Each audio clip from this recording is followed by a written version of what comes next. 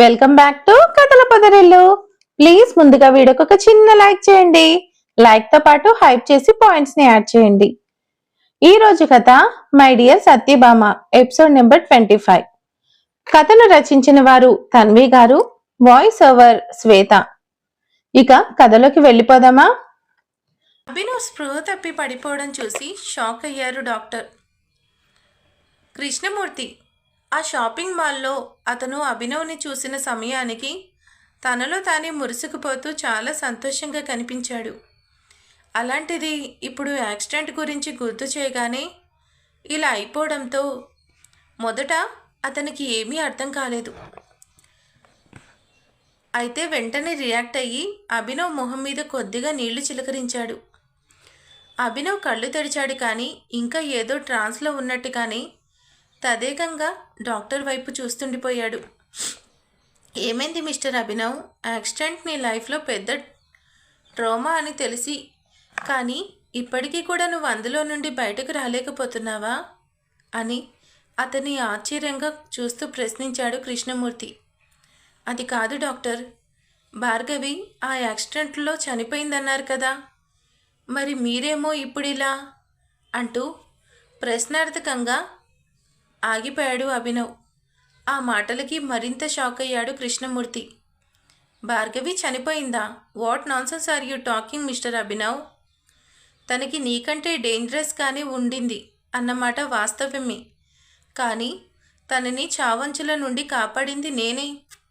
నిజానికి మీకు యాక్సిడెంట్ అయిన రోజు నా మ్యారేజ్, బట్ భార్గవి ఉన్న పొజిషన్లో మీ ఇద్దరిని అలా వదిలేసి వెళ్ళబుద్ధి కాక నా పెళ్ళి పోస్ట్పోన్ చేసుకున్నాను.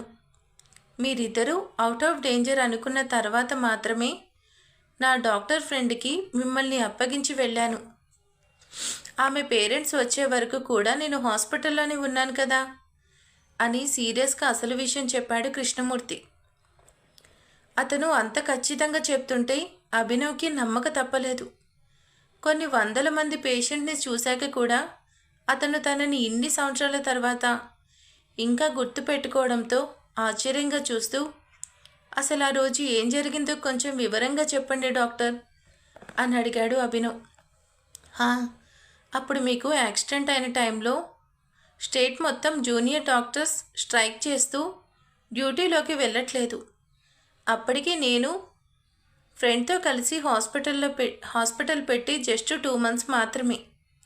ఏమో చిన్న చిన్న కేసెస్ వచ్చాయి, కానీ లైఫ్ అండ్ డెత్ పొజిషన్లో ఉన్న పేషెంట్స్ ఎవరూ రాలేదు. మా హాస్పిటల్ నుండి వాకబుల్ డిస్టెన్స్లోనే మీకు యాక్సిడెంట్ జరగడంతో మీ ఇద్దరిని దగ్గరలో ఉన్న మా హాస్పిటల్కి తీసుకొచ్చారు. వచ్చింది యాక్సిడెంట్ కేస్, అందులోకి ఇద్దరు తీవ్రంగా గాయపడి స్పృహలో లేకపోవడంతో మీరిద్దరూ బ్రతుకుతారన్న నమ్మకం మాకు కలగలేదు. ఎవరు ముందుకు రాకపోయినా నేనే ధైర్యం చేసి ఫస్ట్ భార్గవి దగ్గరికి వెళ్ళాను. అప్పుడు ఆమె ఎలాంటి పొజిషన్లో ఉందో తెలుసా? ఇప్పటికీ కూడా తలుచుకుంటే నాకు కాళ్ళు చేతులు వణుకుతున్నాయి. ఒళ్ళంతా రక్తమే. వెంటనే ట్రీట్మెంట్ స్టార్ట్ చేయకపోతే తను చనిపోవడం ఖాయం. ట్రీట్మెంట్ చేసినా బ్రతుకుతుందని నమ్మకమే లేదు. కానీ అలాంటి సిచ్యువేషన్లో కూడా ఆమె కేవలం నీకోసమే కలవరించింది. ప్రేమ అనే పదం విని ప్రతిసారి నాకు నీ గర్ల్ ఫ్రెండ్ నోటి వెంట వచ్చిన అభి అభి అనే పిలుపు మాత్రమే వినిపిస్తుంది. నీ పేరుని తన గుండె చప్పుడు వేసుకుంది అంటే నమ్ముతావా? నేను ఆగలేకపోయాను. నేను వెంటనే తనని ఆపరేషన్ థియేటర్లోకి తీసుకెళ్ళిపోయా. అప్పటికే నా ఫ్రెండ్కి కాస్త ధైర్యం వచ్చింది. సో వాళ్ళు నీకు ట్రీట్మెంట్ స్టార్ట్ చేశారు. ఇక్కడ ఒక విషయం ఏంటంటే, భార్గవితో పోలిస్తే నువ్వు చాలా బెటర్ పొజిషన్లోనే ఉన్నావు అని ఆ డాక్టర్ ఇంకా ఆ రోజు జరిగిందంతా వరుసగా గుర్తు తెచ్చుకుంటూ చెప్తుంటే అతనికి ఆగకుండా కాల్స్ రావడం మొదలయ్యాయి. అసహనంగా ఫోన్ డిస్ప్లే మీదకు చూసిన కృష్ణమూర్తిలో టెన్షన్ మొదలైంది. ఓ గాడ్, మిస్టర్ అభినవ్ నీతో మాటల్లో పడిపోయి నేను ఇక్కడికి వచ్చిన విషయమే మర్చిపోయాను. చాలా అర్జెంటు పనుంది, మనం మళ్ళీ కలుద్దాం అనేసి ఇక అభినవ్కి మాట్లాడే ఛాన్స్ ఇవ్వకుండా ఫాస్ట్గా వెళ్ళిపోయాడు. అతను వెళ్ళిపోతున్న వైపే చాలాసేపు చూస్తుండిపోయాడు అభినవ్. నా భార్గవి నన్ను అంతగా ప్రేమించిందా? కానీ నేనెప్పుడు తనని మర్చిపోయి వేరే అమ్మాయితో ప్రేమలో పడ్డాను. అసలు నా కోసం అంతగా పరితపించిన భార్గవి ఇప్పుడు ఎక్కడుంది? ఇన్ని సంవత్సరాలు కనీసం నన్ను కలవడానికి కూడా ఎందుకు ప్రయత్నించలేదు అనుకుంటూ అక్కడే ఒక మూలను కూర్చొని చాలాసేపు తన గత జ్ఞాపకాల్లో ఉండిపోయాడు అభినవ్. చాలాసేపటికి అతని మదిని బట్టి కదిపేస్తున్న ఆలోచనలు అన్నీ ఓ కొలిక్కి వచ్చాయి. తప్పు నాదే. తను ఇక లేదు అనగానే పిచ్చివాడిలా మారిపోయి కాలేజ్ కూడా మానేశాను. ఫ్రెండ్స్ని కలవలేదు, నేను కనిపించలేదని నా భార్గవి నా కోసం ఎంత బెంగ పెట్టుకుందో ఏమో. కనీసం కాలేజ్కి వెళ్ళి ఉంటే తను కలిసేది కదా.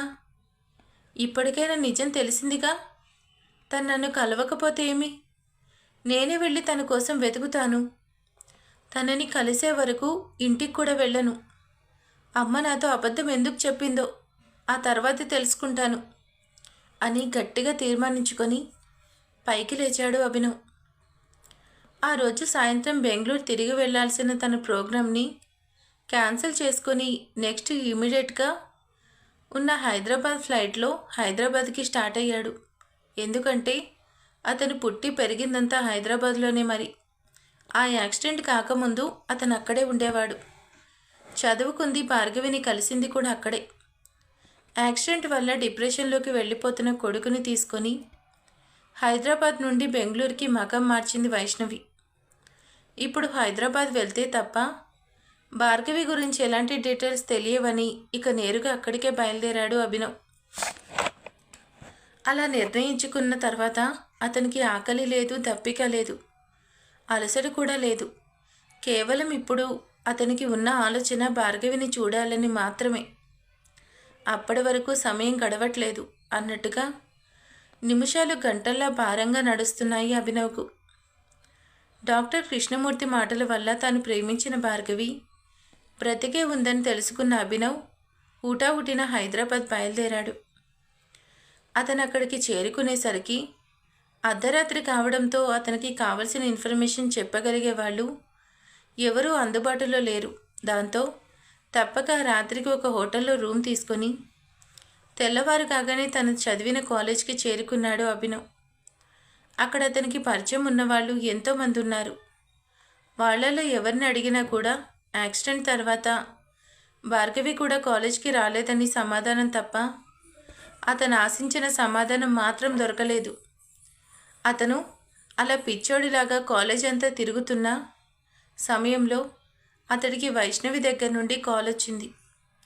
పరధ్యానంగా కాల్ ఆన్సర్ చేసి ఫోన్ చెవి దగ్గర పెట్టుకున్నాడు అభినవ్. రే కన్నా, ఇంకా ఇంటికి రాలేదేరా? నిన్న మధ్యాహ్నమే ఫోన్ చేసి రాత్రికి వచ్చేస్తానని చెప్పావు కదా, ఏమైంది అని కంగారుగా అడిగింది వైష్ణవి. నిన్న డాక్టర్ కృష్ణమూర్తితో మాట్లాడిన తర్వాత ఇప్పటి వరకు తన తల్లికి కాల్ చేయలేదు అన్న విషయం అభినవ్కి అప్పటి వరకు గుర్తుకు రాలేదు. అమ్మ మాట వినడంతో అప్పుడు ఈ లోకంలోకి వచ్చి అయ్యో భార్గవిని వెతికే టెన్షన్లో పడి అమ్మ గురించే మర్చిపోయాను. పాపం ఎంత టెన్షన్ పడిందో ఏమో అనుకొని సాధ్యమైనంత ప్రశాంతంగా మాట్లాడడానికి ప్రయత్నిస్తూ వేరే అర్జెంటు వర్క్ పడి హైదరాబాద్ వచ్చానమ్మా, 2 రోజుల్లో వచ్చేస్తాలే అని క్యాజువల్గా చెప్పాడు అభినవ్. అతనికి ఆ సమయంలో భార్గవి గురించి తన అమ్మని అడగాలి అనిపించలేదు. కానీ కాల్లో ఉన్న వైష్ణవి మాత్రం హైదరాబాద్ అన్న పేరు వినగానే కంగారు పడిపోయింది. నువ్వు హైదరాబాద్ వెళ్ళడం ఏంటి కన్నా?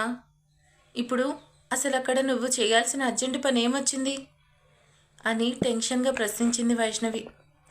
ఆవిడ కంగారు చూస్తుంటే అభినవ్కి అక్కడ ఏదో తేడా ఉందని డౌట్ వచ్చింది. కానీ అది ఎందుకో మాత్రం అతని ఊహకు అందట్లేదు. ఒకవేళ భార్గవి గురించి తన అమ్మకి తెలిసేమో అని డౌట్ కూడా అతనికి కలిగింది. అదే విషయంలో ఎక్కువసేపు ముసుగులో గుద్దులాట అనవసరం అనుకుని అమ్మ భార్గవి అంటూ తను ప్రేమించిన భార్గవి గురించి ఏదో అడగబోయాడు అభినవ్. కానీ వైష్ణవికి మాత్రం తన కొడుకు తనను డైవర్ట్ చేయడానికి భార్గవి పేరెత్తుతున్నాడని కోపం వచ్చి, రే కన్నా, నాకు తెలియకుండా నువ్వు హైదరాబాద్ వెళ్ళడమే పెద్ద తప్పు. మళ్ళీ ఇప్పుడు నువ్వు భార్గవి పేరు చెప్పి నన్ను డైవర్ట్ చేయకు. తను ఇప్పుడు హ్యాపీగా ఆఫీస్లో పని చేసుకుంటుంది. నువ్వు హైదరాబాద్ వెళ్ళింది బిజినెస్ పని మీదే అయితే ఆ కంపెనీతో నీకున్న కాంటాక్ట్స్ అన్నీ క్యాన్సిల్ చేసుకో. నీకు హైదరాబాద్తో ఎలాంటి కాంటాక్ట్స్ ఉండాల్సిన అవసరం లేదు అని సీరియస్గా చెప్పేసి కాల్ కట్ చేసింది వైష్ణవి. ఎప్పుడూ లేనిది తన అమ్మలో అలాంటి కోపం, ఆవేదన అభినవ్కి కొత్తగా అనిపిస్తుంటే మళ్ళీ ఆలోచనలో పడిపోయాడు. అమ్మాయి వాళ్ళు ఎందుకు ఇలా బిహేవ్ చేస్తుంది? అప్పుడు కూడా నేను భార్గవి లేదని డల్ అయిపోతే ప్లేస్ మారితే బాగుంటుందని చెప్పి సడన్గా బెంగళూరు తీసుకెళ్ళిపోయింది. కనీసం నేను ఎగ్జామ్స్ ఫినిష్ చేయడానికి కూడా హైదరాబాద్ పంపించలేదు. నాకు తెలియకుండా నా జీవితంలో ఏదో జరిగింది. అది భార్గవిని కోల్పోవడం కాదు, ఇంకా ఏదో ఉంది అని చాలాసేపు ఆలోచించుకున్నాడు. కానీ అతనికి ఆలోచన సమాధానాలు మాత్రం దొరకలేదు. వాటన్నిటికీ సమాధానాలు తన అమ్మ దగ్గర దొరుకుతాయని క్లారిటీ వచ్చాక ముందు భార్గవి గురించి తెలుసుకోవాలని డిసైడ్ అయ్యి ఇక కాసేపు ఆలోచనలన్నింటినీ పక్కన పెట్టేసి తాను చదువుకున్న కాలేజ్ అడ్మినిస్ట్రేటివ్ బ్లాక్కి వెళ్ళాడు. ఆ కాలేజ్లో చదువుకున్న ప్రతి స్టూడెంట్ యొక్క డేటాబేస్ అక్కడ ఖచ్చితంగా దొరుకుతుందని అతనికి తెలుసు. సో యాక్సిడెంట్ తర్వాత భార్గవి కాలేజ్కి వచ్చిందా రాలేదా తెలుసుకునే కొన్ని ప్రశ్నలు, సమాధానాలు దొరుకుతాయనుకొని అక్కడ ఎంక్వైరీ మొదలుపెట్టాడు. అక్కడ పనిచేస్తున్న ఓల్డ్ క్లర్క్కి కాళ్ళు గడ్డాలు పట్టుకొని బ్రతిమాలి లంచం ఇచ్చి మరీ అడిగితే భార్గవి గురించి అతనికి కేవలం ఒకే విషయం తెలిసింది. అదేంటంటే యాక్సిడెంట్ జరిగిన సుమారు 2 నెలల తర్వాత భార్గవి వాళ్ళ పేరెంట్స్ వచ్చి ఆమెను సంబంధించిన సర్టిఫికెట్స్ తీసుకొని టీసీ తీసుకొని వెళ్ళిపోయారా అని. ఆ సమాధానం వినగానే భార్గవి బ్రతికే ఉందని పూర్తి క్లారిటీ రావడంతో పాటు ఇప్పుడు భార్గవి ఎక్కడ ఉంది అనే కొత్త సమస్య కూడా మొదలైంది అతనికి. కాలేజ్ నుండి బయటకు వచ్చాక అతనికి గమ్యం ఏంటో, ఎటు వెళ్ళాలో అర్థం కాలేదు. రోడ్డు మీదకి వచ్చి క్యాబ్ కోసం ఆగాడు. కొన్ని క్షణాల తర్వాత క్యాబ్ వచ్చి అతని ముందు ఆగగానే అందులో కూర్చొని అప్రయత్నంగా అతన్ని ట్రీట్మెంట్ జరిగిన హాస్పిటల్ పేరు చెప్పాడు అభినవ్. హాస్పిటల్ ముందు క్యాబ్ ఆగే వరకు అతను ఎక్కడికి వెళ్తున్నాడో కూడా అతనికే తెలీదు. డ్రైవర్ పిలుపుతో ఈ లోకంలోకి వచ్చి పక్కకు చూస్తే ఎదురుగా హాస్పిటల్ బోర్డు కనిపించింది. నేను పుట్టి పెరిగిన ఈ ఊరు వదిలిపెట్టి అమ్మ నన్ను బలవంతంగా వేరే ఊరికి తీసుకెళ్ళింది అంటే దానికి ఏదో బలమైన కారణమే ఉంటుంది. ప్రాణాలతో ఉన్న భార్గవిని చనిపోయిందని చెప్పడానికి, ఇప్పుడు ఇంత భయపడుతూ నన్ను ఈ ఊరికి రావద్దు అని చెప్పడానికి కూడా కారణం ఏందో ఉంది. కానీ అదంతా ఈ హాస్పిటల్ దగ్గరే మొదలైంది కాబట్టి దానికి మూలం కూడా ఇక్కడే ఏదో ఉండుంటుంది. అదేంటో తెలుసుకుందాం. అమ్మ భయాన్ని దూరం చేస్తా అనుకుంటూ ఇక ముప్పిరిగుంటున్న ఆలోచనలు అన్నిటినీ మనసు పొరల్లో దాచేసి గంభీరంగా హాస్పిటల్లోకి ఎంటర్ అయ్యాడు అభినవ్.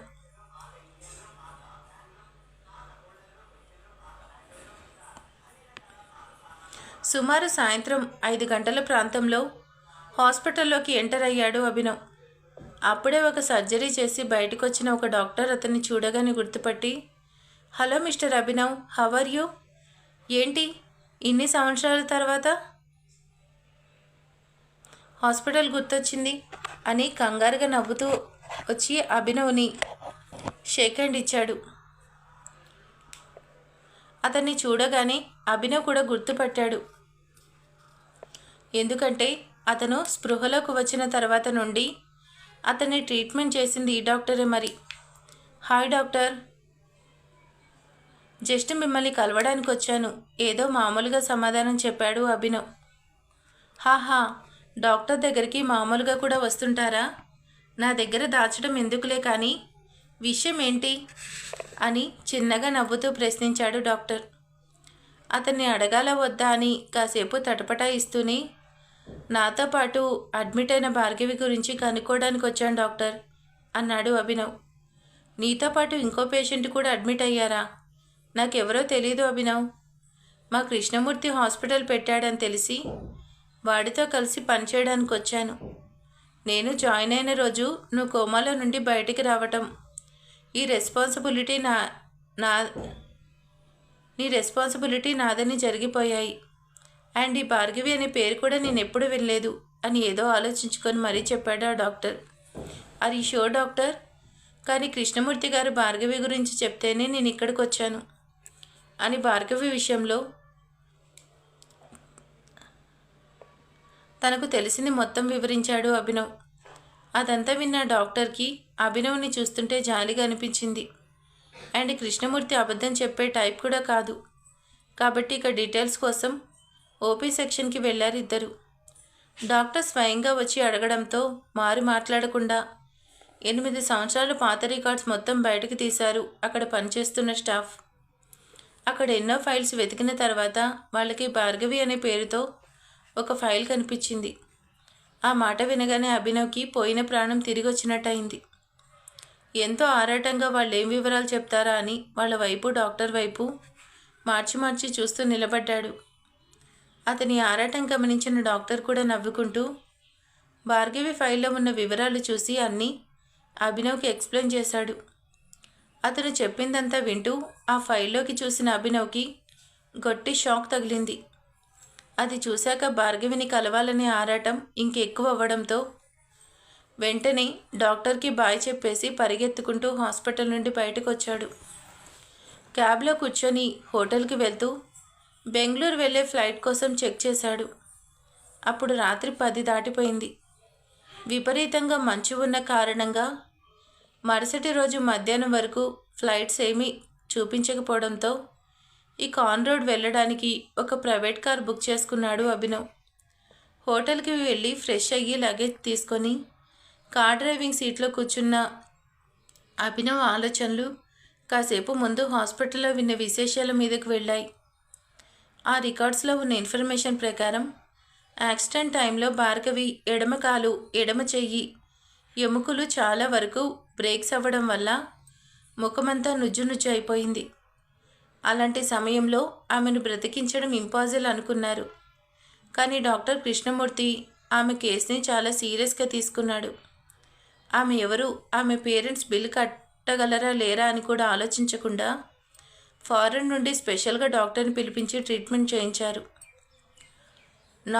నోస్ బోన్ కూడా డ్యామేజ్ అయ్యి చర్మం అంతా పూర్తిగా పాడైపోవడంతో భార్గవికి ప్లాస్టిక్ సర్జరీ కూడా చేయాల్సి వచ్చింది. లక్కీగా అదే సమయంలో హాస్పిటల్లో అడ్మిట్ అయిన ఒక సూసైడ్ కేసు అమ్మాయి కనిపించడంతో ఆమె ఫేస్ని భార్గవికి ట్రాన్స్ప్లాంట్ చేశారు. ఆ ట్రీట్మెంట్ ప్రాసెస్ మొత్తం డాక్టర్ కృష్ణమూర్తి మరియు ఫారెన్ నుండి వచ్చిన డాక్టర్ ఇద్దరి ఆధ్వర్యంలో వేరే హాస్పిటల్లో జరిగింది. అన్ని వివరాలు చూస్తూ భార్గవి ఫేస్ అన్ని సర్జరీ తర్వాత ఎలా మారిందో చూసిన అభినవ్ నిజంగానే షాక్ అయ్యాడు. ఎందుకంటే హాస్పిటల్ రికార్డ్స్ ప్రకారం అతను ప్రేమించిన భార్గవి మరెవరో కాదు, ఇప్పుడు తన జీవితంలోకి కొత్తగా వచ్చిన భార్గవినే. ఆ విషయం తెలిసాక భార్గవిని కలవడానికి ఇంకొక క్షణం కూడా ఆలస్యం చేయలేకపోయాడు అభినవ్.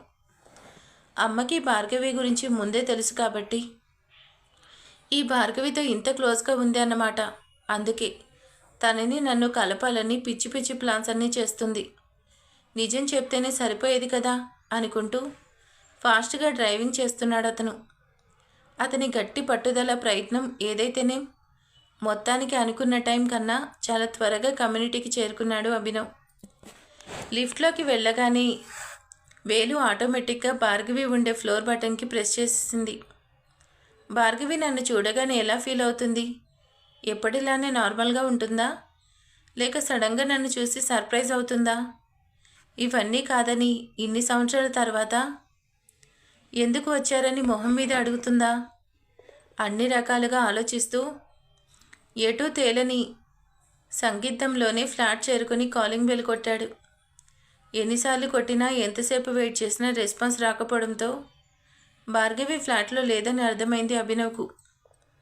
కొత్త గోదావరిలో ఉరికెత్తిన ఉత్సాహం లాకులు తీసిన గోదావరిలో చప్పున నీరు కారిపోయింది.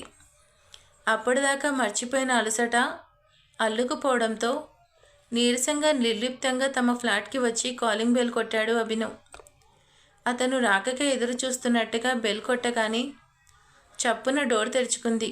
మామ్ మళ్ళీ క్లాస్ మొదలు పెట్టకపోతే బాగుండను అనుకుంటూ విసుగ్గా తలెత్తి చూసిన అభినవ్ ఎదురుగా డోర్ పట్టుకొని చిరునవ్వులు వెన్నెల్లా కురిపిస్తున్న భార్గవిని చూసి షాక్ అయ్యాడు. మరి ఇప్పుడు ఏం జరుగుతుంది?